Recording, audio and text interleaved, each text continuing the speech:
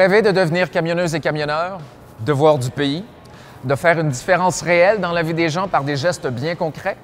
Cette courte capsule vous permettra d'en apprendre davantage sur le métier que vous souhaitez occuper. Pour certains, le métier de camionneuse et camionneur, c'est partir à l'aventure. Mais pour d'autres, c'est aussi la fierté de conduire un véhicule lourd, l'opportunité de voir du pays, des emplois de qualité et bien rémunérés, la chance de ne pas avoir le patron par-dessus l'épaule au quotidien, se sentir libre. C'est aussi de la flexibilité puisque vous avez l'option de choisir le type de transport qui vous intéresse le plus. Local, provincial, national ou international. Vous pourrez également choisir entre l'horaire de jour ou de nuit selon ce que vous préférez. Et rappelez-vous, le métier de camionneuse et camionneur, ça peut être aussi la possibilité de devenir travailleur autonome.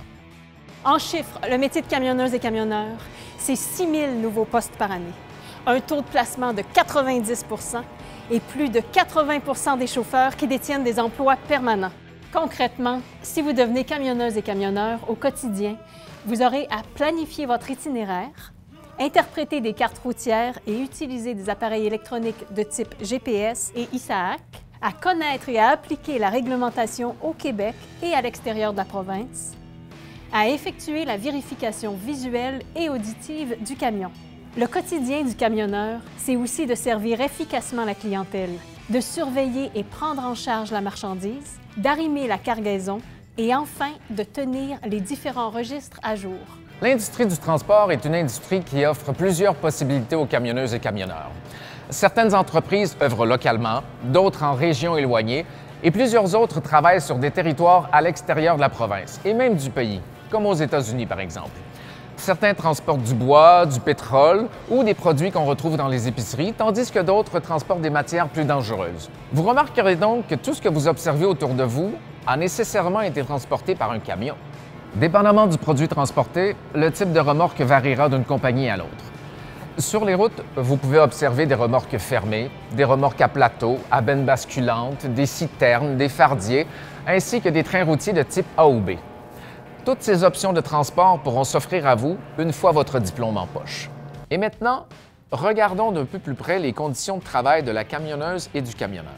Dans l'industrie du transport, les conductrices et conducteurs de camions travaillent en moyenne 50 heures par semaine. Ça peut être variable, mais ça vous donne quand même un bon point de repère.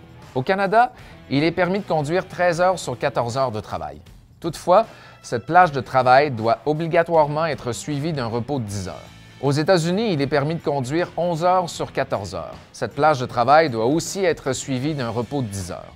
Saviez-vous qu'il est possible de voyager en duo? C'est ce qu'on appelle communément les teams dans l'industrie. Dans ce cas, le camion roule en continu, tandis que les chauffeurs conduisent et se reposent en alternant.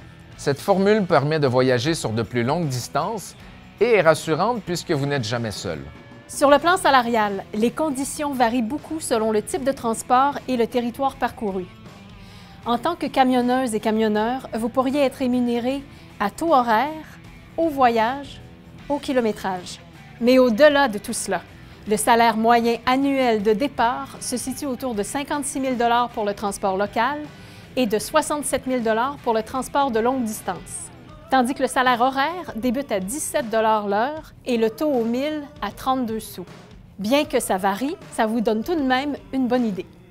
Peut-être que vous vous demandez quelles sont les qualités requises pour être une bonne camionneuse et un bon camionneur?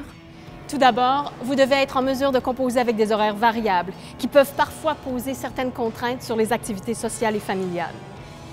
Le métier de camionneuse et camionneur est passionnant, mais il est aussi exigeant puisqu'il demande de travailler pendant de longues plages horaires et, dépendamment de votre emploi, parfois loin de la maison.